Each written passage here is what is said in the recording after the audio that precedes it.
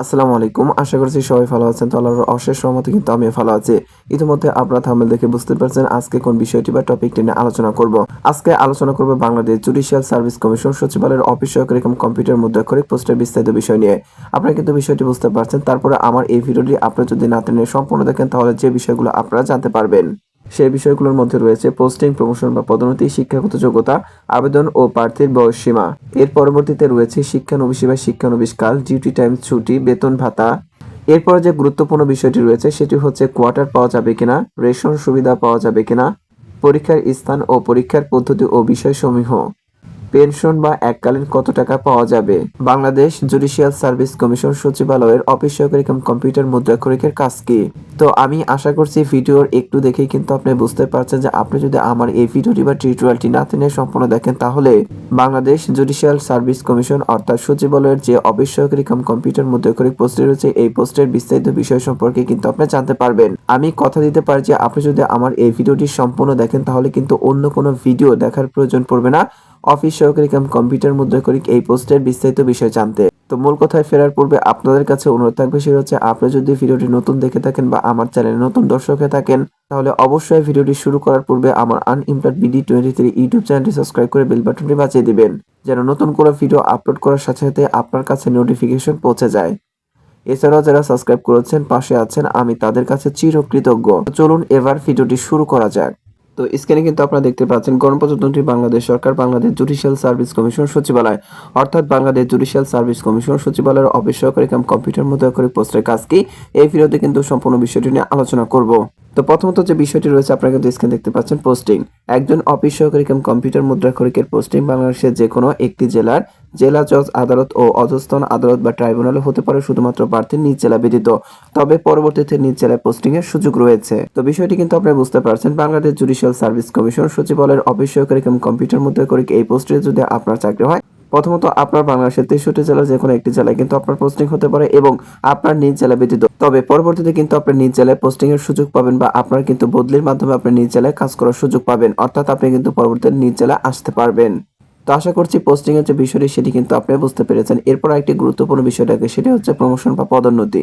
তো এখানে কিন্তু আপনারা দেখতে পাচ্ছেন প্রমোশন বা পদোন্নতি বাংলাদেশ গেজেট বা সরকারি চাকরিজীবীদের প্রমোশন বা পদোন্নতির নীতিমালা অনুযায়ী অফিস সহকারী কম্পিউটার মুদ্রাক্ষরিক পত্রী থেকে প্রমোশন বা পদোন্নতির মাধ্যমে বিভিন্ন গুরুত্বপূর্ণ উচ্চ পদে যাওয়ার সুযোগ আছে। বিষয়টি নিচে আলোচনা করা হলো। আপনি কিন্তু বিষয়টি বুঝতে পারছেন বাংলাদেশ গেজেট অনুযায়ী কিন্তু প্রমোশন বা পদোন্নতির যে ধারাটি বা বিষয়টি রয়েছে সেই অনুযায়ী কিন্তু আমি এই বিষয়টি আলোচনা করেছি। তো এখানে কিন্তু আপনি স্ক্রিনে দেখতে পাচ্ছেন ক্রমিক নং, পদ বা পোস্টের নাম, বছর অর্থাৎ কত বছর পর পর আপনার পোস্টিং বা পদোন্নতি হবে। তো এখানে কিন্তু স্ক্রিনে দেখতে পাচ্ছেন ক্রমিক নং 1 অফিস সহকারী কম্পিউটার মুদ্রাক্ষরিক এই পোস্টে কিন্তু আপনার চাকরি হবে প্রাথমিক অবস্থায়। তো এখানে দেখতে পাচ্ছেন এই পোস্টের যে গ্রেড সেটি হচ্ছে 16তম গ্রেড এবং আপনার বেতন হবে সর্বনিম্ন 9,300 টাকা থেকে সর্বোচ্চ 22,490 টাকা পর্যন্ত।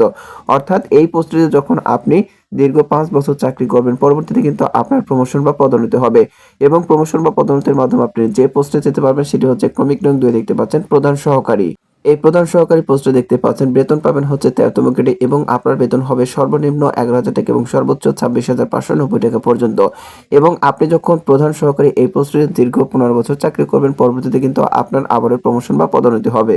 তখন আপনি প্রমোশন বা পদোন্নতি পেয়ে যাবেন সাব রেজিস্ট্রার অর্থাৎ ক্রমিক নং 3 সাব রেজিস্ট্রার এই পোস্টে। এই পোস্টে দেখতে পাচ্ছেন বেতন গ্রেড হচ্ছে 9তম গ্রেড এবং আপনার বেতন হবে সর্বনিম্ন 22,000 টাকা থেকে সর্বোচ্চ 35,060 টাকা পর্যন্ত।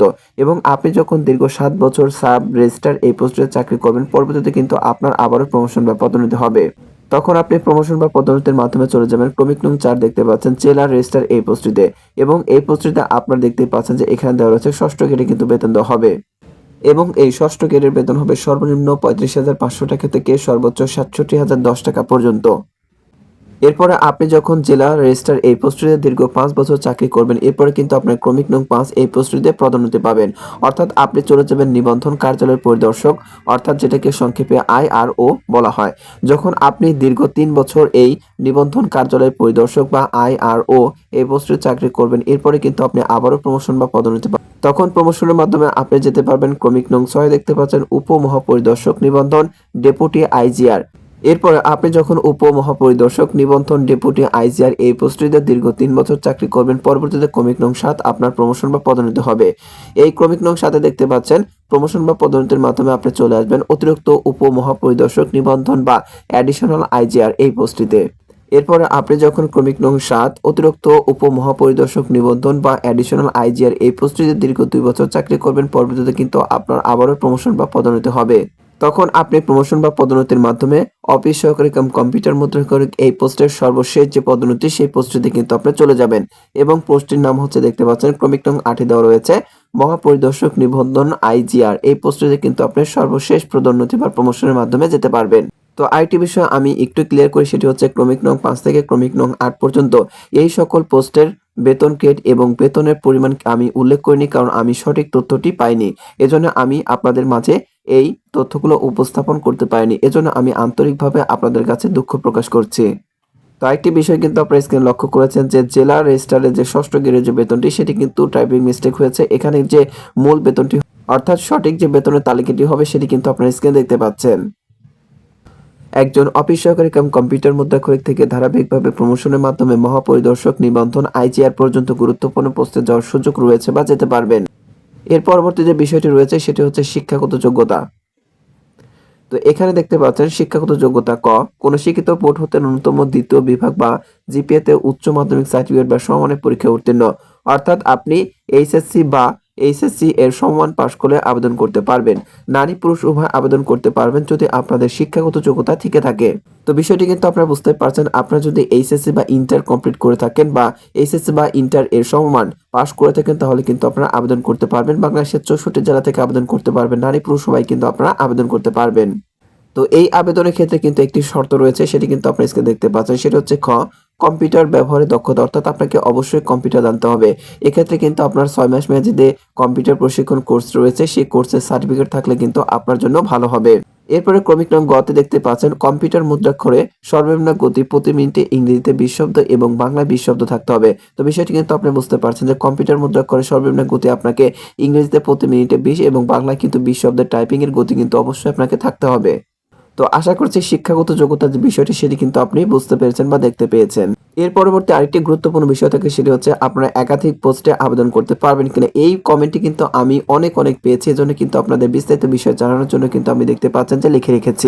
তো বিষয়টি কিন্তু আপনারা স্ক্রিনে দেখতে পাচ্ছেন, আবেদন সকল বা একাধিক পদের পরীক্ষা একই তারিখে ও সময়ে অনুষ্ঠিত হওয়ার সম্ভাবনা থাকায় আবেদনকারীকে একাধিক পদে আবেদন না করার পরামর্শ দেওয়া হলো। তো বিষয়টি কিন্তু আপনি বুঝতে পারছেন যে আপনি যদি একাধিক পোস্টে আবেদন করে থাকেন সেক্ষেত্রে কিন্তু সকল পোস্টের পরীক্ষা একই সময় একই তারিখে কিন্তু অনুষ্ঠিত হবে। সেক্ষেত্রে কিন্তু আপনি একটি পরীক্ষা ব্যতীত অন্য কোনো পরীক্ষা দিতে পারবেন না। এজন্য কিন্তু আপনাকে একটি পোস্টে আবেদন করার জন্য অনুপ্রেরণা বা উৎসাহ দেওয়া হচ্ছে। অর্থাৎ আপনি চাইলে একাধিক পোস্টে আবেদন করতে পারবেন, তবে একই তারিখ ও সময়ে সকল পদের পরীক্ষা অনুষ্ঠিত হলে আপনি একাধিক নয় বরং যে কোনো একটি পদে পরীক্ষা দিতে পারবেন। বিষয়টি কিন্তু আমি আগেই বুঝিয়ে বলেছি যে আপনি একাধিক পোস্টে কিন্তু আবেদন করতে পারবেন। যদি ঘটনাক্রমে একাধিক পোস্টের পরীক্ষা একই দিনে অনুষ্ঠিত হয় তাহলে কিন্তু আপনি যে কোনো একটি পোস্টে পরীক্ষা দিতে পারবেন। এজন্য আপনি ভেবে চিন্তে সিদ্ধান্ত নিয়ে কিন্তু আবেদনটি করবেন। আপনি চাইলে কিন্তু একাধিক পোস্টে আবেদন করতে পারবেন, এখানে কিন্তু কোনো সমস্যা হবে না। অর্থাৎ বিষয়টি হচ্ছে আপনি চাইলে কিন্তু একাধিক পোস্টে আবেদন করতে পারবেন, তবে বিষয়টি ভেবেচিন্তে কিন্তু আপনি আবেদনটি করবেন। এর পরবর্তী যে বিষয়টি থাকে সেটি হচ্ছে প্রার্থীর বয়স, অর্থাৎ একজন প্রার্থীর বয়স কিরকম হলে আবেদন করতে পারবেন। তো দেখতে পাচ্ছেন প্রার্থীর বয়স, একজন প্রার্থী 18 থেকে 32 বছর পর্যন্ত আবেদন করতে পারবেন, তবে বিভাগীয় প্রার্থী হলে বয়স 40 বছর পর্যন্ত শিথিলযোগ্য। তো বিষয়টি কিন্তু আপনি বুঝতে পারছেন, আপনি যদি সাধারণ প্রার্থী হয়ে থাকেন সেক্ষেত্রে কিন্তু আপনার বয়স সর্বনিম্ন 18 এবং সর্বোচ্চ 32 বছর পর্যন্ত কিন্তু আপনি আবেদন করতে পারবেন। এবং যারা বিভাগীয় প্রার্থী রয়েছেন তাদের জন্য কিন্তু বয়স দেখতে পাচ্ছেন 40 বছর পর্যন্ত শিথিলযোগ্য, অর্থাৎ আপনারা 40 বছর পর্যন্ত কিন্তু আবেদন করতে পারবেন। এর পরবর্তী আরেকটি গুরুত্বপূর্ণ বিষয় থাকে, সেটি হচ্ছে শিক্ষানবিশী বা শিক্ষানবিশকাল, অর্থাৎ আপনার শিক্ষানবিশী বা শিক্ষানবিশকাল কত বছর। এই কমেন্টটি কিন্তু আমি একাধিকবার পেয়েছি, এজন্য কিন্তু বিষয়টি ক্লিয়ার করছি। তো এখানে কিন্তু আপনারা দেখতে পাচ্ছেন শিক্ষানবিশী বা শিক্ষানবিশকাল ক, সরাসরি নিয়োগের ক্ষেত্রে স্থায়ী নিয়োগের তারিখ হতে 2 বছর এবং কত দেখতে পাচ্ছেন প্রমোশন বা পদোন্নতির ক্ষেত্রে এইরূপ নিয়োগের তারিখ হতে 1 বছর। অর্থাৎ আপনি যদি অফিস সহকারী কাম কম্পিউটার মুদ্রাক্ষরিক এই পোস্টটিতে সরাসরি নিয়োগ পান তাহলে কিন্তু আপনার শিক্ষানবিশী বা শিক্ষানবিশকাল হবে 2 বছর, অর্থাৎ স্থায়ী নিয়োগের যে তারিখটি সেখান থেকে 2 বছর পর্যন্ত। এরপর যে বিষয়টি রয়েছে সেটি হচ্ছে আপনি যদি প্রমোশন বা পদোন্নতির মাধ্যমে এসে থাকেন তাহলে কিন্তু আপনার প্রমোশন বা পদোন্নতির যে তারিখটি রয়েছে সেই তারিখ হতে কিন্তু আপনাকে 1 বছর শিক্ষানবিশ বা শিক্ষানবিশ কাল হিসেবে ধরা হবে। এর পরবর্তী যে বিষয়টি থাকে সেটা হচ্ছে ডিউটি টাইম, অর্থাৎ আপনাকে কত ঘন্টা বা কত সময় ডিউটি করতে হবে। তো এখানে কিন্তু স্ক্রিন দেখতে পাচ্ছেন ডিউটি টাইম সকাল 9টা থেকে বিকেল 5টা পর্যন্ত। তো আশা করছি বিষয়টি কিন্তু আপনি বুঝতে পেরেছেন। এর পরবর্তী আরেকটি গুরুত্বপূর্ণ বিষয় রয়েছে সেটি হচ্ছে ছুটি, অর্থাৎ আপনি সাপ্তাহিক এবং মাসিক কতদিন ছুটি পাবেন। তো এখানে দেখতে পাচ্ছেন ছুটি, সাপ্তাহিক ছুটি 2 দিন, যথা শনিবার ও শুক্রবার। এছাড়াও সরকারি নীতিমালা অনুযায়ী সকল প্রকার ছুটি প্রাপ্য হবে। অর্থাৎ আপনি বুঝতে পারছেন যে আমাদের বাংলাদেশের সরকারি নীতি অনুযায়ী কিন্তু সরকারি চাকরিজীবী যারা রয়েছে তারা কিন্তু প্রতি সপ্তাহে শনিবার ও শুক্রবার 2 দিন কিন্তু ছুটি পান এবং এছাড়াও সরকারি নীতি অনুযায়ী যে সকল ছুটি রয়েছে সকল ছুটি কিন্তু একজন অফিস সহকারী কাম কম্পিউটার মুদ্রাক্ষরিক কিন্তু প্রাপ্য হবেন। এর পরবর্তী আরেকটি গুরুত্বপূর্ণ বিষয় রয়েছে সেটি হচ্ছে বেতন ভাতা। অফিস সহকারী কাম কম্পিউটার মুদ্রাক্ষরিক পদে সাধারণত 16তম গ্রেডে বেতন দেওয়া হয়। অর্থাৎ অফিস সহকারী কাম কম্পিউটার মুদ্রাক্ষরিক পদে আপনার চাকরি হলে আপনার মূল বেতন হবে সর্বনিম্ন 9,300 টাকা থেকে সর্বোচ্চ 22,490 টাকা পর্যন্ত। তো বিষয়টি কিন্তু আপনি বুঝতে পারছেন যে আপনার যদি অফিস সহকারী কাম কম্পিউটার মুদ্রাক্ষরিক এই পোস্টে চাকরি হয় তাহলে আপনার বেতন গ্রেড হবে 16তম গ্রেড এবং আপনার সর্বনিম্ন বেতন হবে 9,300 টাকা থেকে সর্বোচ্চ বেতন হবে 22,490 টাকা পর্যন্ত। এরপরে যে বিষয়টি রয়েছে একজন অফিস সহকারী কাম কম্পিউটার মুদ্রাক্ষরিকের মূল বেতন ও ভাতা মিলিয়ে মাসিক মোট বেতনের তালিকা দেওয়া হলো, অর্থাৎ আপনি মাসিক মোট কত টাকা বেতন পাবেন সকল প্রকার ভাতা মিলিয়ে। তো এখানে দেখতে পাচ্ছেন বেতন ভাতা টাকা, মূল বেতন 16তম গ্রেডে সর্বনিম্ন দেখতে পাচ্ছেন 9,300 টাকা, বাড়ি ভাড়া 6,045 টাকা, চিকিৎসা ভাতা 1,500 টাকা, শিক্ষা ভাতা 1,000 টাকা, টিফিন ভাতা দেখতে পাচ্ছেন 200 টাকা, যাতায়াত ভাতা 300 টাকা এবং আপনি কিন্তু নিচে দেখতে পাচ্ছেন সকল প্রকার ভাতা এবং আপনার 16তম গ্রেডের সর্বনিম্ন বেতন ধরে আপনার মাসিক বেতন হবে দেখতে পাচ্ছেন 18,345 টাকা পর্যন্ত। আপনি কিন্তু এই মাসিক বেতনটা কিন্তু প্রাপ্য হবেন যদি আপনার অফিস সহকারী কাম কম্পিউটার মুদ্রাক্ষরিক এই পোস্টে চাকরি হয়। এরপর আরেকটি গুরুত্বপূর্ণ বিষয় থাকে এবং অনেকেই কিন্তু কমেন্ট করে থাকেন যে ভাই কোয়ার্টার পাওয়া যাবে কিনা। তো বিষয়টি ক্লিয়ার করার জন্য কিন্তু আমি লিখে রেখেছি দেখতে পাচ্ছেন কোয়ার্টার। অফিস সহকারী কাম কম্পিউটার মুদ্রাক্ষরিক পদে কোনো প্রকার কোয়ার্টার সুবিধা নেই, অর্থাৎ অফিস সহকারী কাম কম্পিউটার মুদ্রাক্ষরিক পদটিতে আপনার চাকরি হলে আপনাকে সরকারি কোয়ার্টার দেওয়া হবে না। তো বিষয়টি কিন্তু আপনি বুঝতে পারছেন যে অফিস সহকারী কাম কম্পিউটার মুদ্রাক্ষরিক পোস্টটিতে আপনার চাকরি হলে আপনি কোনো প্রকার কোয়ার্টার পাবেন বা কোয়ার্টার সুবিধা আপনাকে দেওয়া হবে না। এরপর আরেকটি প্রশ্ন কিন্তু সচরাচর পাই সেটি হচ্ছে রেশন সুবিধা, অর্থাৎ আপনার যদি অফিস সহকারী কাম কম্পিউটার মুদ্রাক্ষরিক এই পোস্টে চাকরি তাহলে আপনাকে রেশন দেওয়া হবে কিনা। তো এখানে দেখতে পাচ্ছেন রেশন, অফিস সহকারী কাম কম্পিউটার মুদ্রাক্ষরিক পদে কোনো প্রকার রেশন দেওয়া হয় না, অর্থাৎ অফিস সহকারী কাম কম্পিউটার মুদ্রাক্ষরিক পদে রেশন সুবিধা নেই। তো বিষয়টি কিন্তু আপনি বুঝতে পারছেন। এরপরে পরবর্তী যে প্রশ্নটি অনেকেই করে থাকেন সবচেয়ে বেশি সেটা হচ্ছে পরীক্ষা কোথায় অনুষ্ঠিত হবে। তো দেখতে পাচ্ছেন পরীক্ষার স্থান, সকল জেলার প্রার্থীর পরীক্ষা ঢাকাতে অনুষ্ঠিত হবে। তো আশা করছি বিষয়টি বুঝতে পারছেন যে সকল জেলা আপনি যে কোনো জেলা থেকে আবেদন করেন না কেন সকল জেলার পরীক্ষায় কিন্তু ঢাকাতে অনুষ্ঠিত হবে।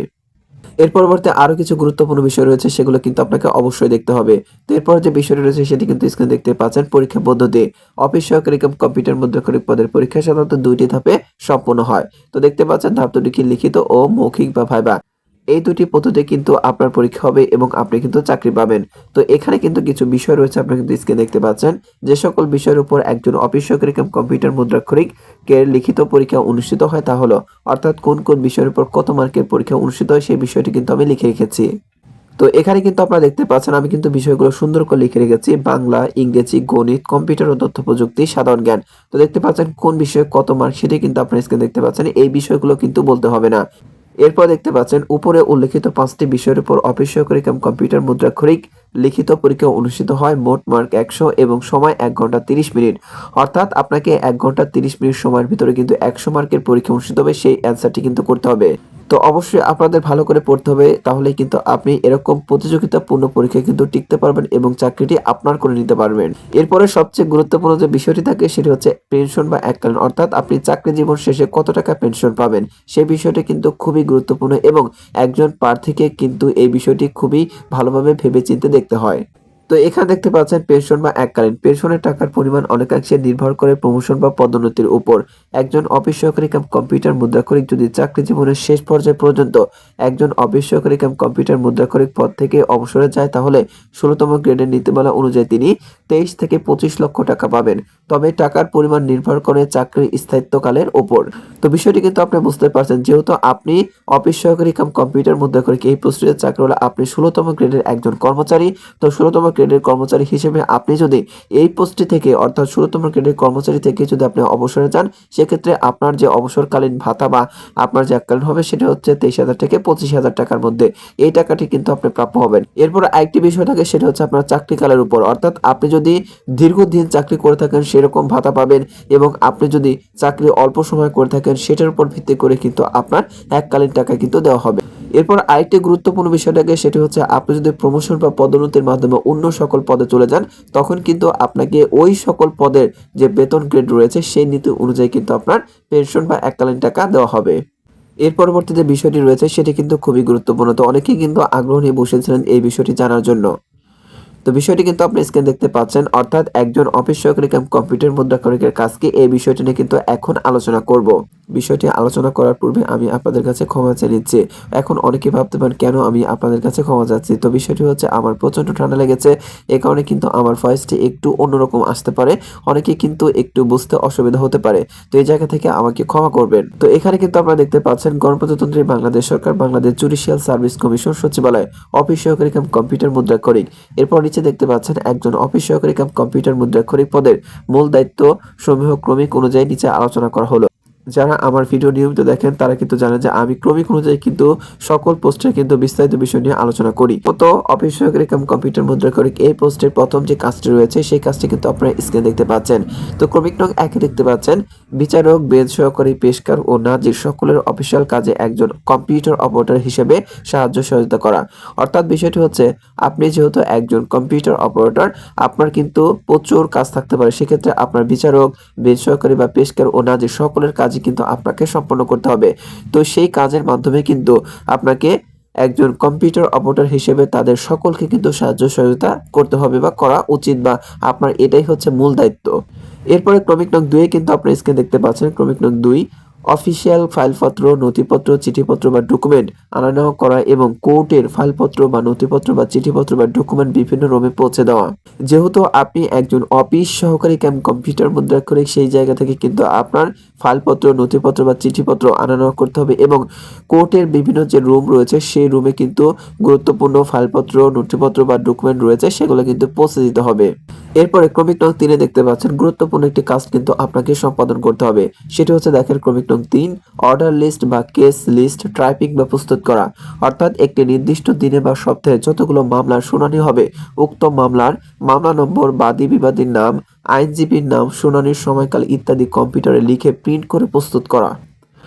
তো বিষয়টি কিন্তু আপনি বুঝতে পারছেন যে আপনার নির্দিষ্ট সময় বা নির্দিষ্ট দিনে যে কতগুলো মামলার শুনানি হবে সেই বিষয়গুলোর যে বিস্তারিত বিষয় সেগুলো কিন্তু আপনাকে প্রিন্ট করে, টাইপিং করে, প্রিন্ট করে কিন্তু প্রস্তুত করে কিন্তু আপনাকে মামলা উপযোগী কিন্তু করে তুলতে হবে। এটি কিন্তু আপনার গুরুত্বপূর্ণ এবং অন্যতম একটি প্রধান কাজ।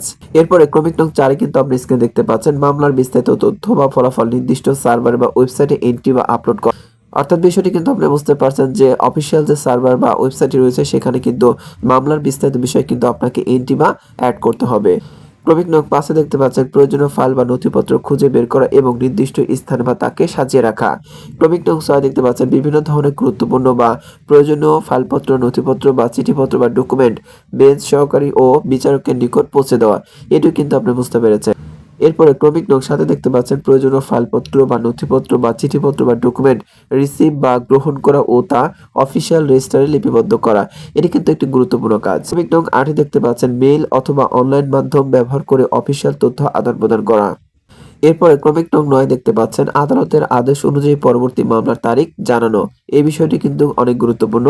এরপরে ক্রমিক নং 10 দেখতে পাচ্ছেন অফিসিয়াল বিভিন্ন ফাইলপত্র, নথিপত্র বা চিঠিপত্র বা ডকুমেন্ট প্রিন্ট করা ইত্যাদি একজন অফিস সহকারী কাম কম্পিউটার মুদ্রাক্ষরিকের কাজ। অর্থাৎ বলা যায় একজন অফিস সহকারী কাম কম্পিউটার মুদ্রাক্ষরিককে অফিসের যাবতীয় কার্য সম্পন্ন করতে হয়। তো বিষয়টি কিন্তু আপনি বুঝতে পেরেছেন। অর্থাৎ আপনি যদি অফিস সহকারী কাম কম্পিউটার মুদ্রাক্ষরিক এই পোস্টে চাকরি পান তাহলে কিন্তু আপনাকে অসংখ্য গুরুত্বপূর্ণ কাজ কিন্তু সম্পাদন করতে হবে। তো ভিডিওটি যদি আপনার সামান্য উপকারের সেবা উপকার করতে পারি বা ভিডিওটি যদি আপনার ভালো লেগে থাকে তাহলে অবশ্যই এরকম ভিডিও পেতে আমার আনএমপ্লয়েড বিডি 23 ইউটিউব চ্যানেলটি সাবস্ক্রাইব করে বেল বাটনটি বাজিয়ে রাখতে পারেন।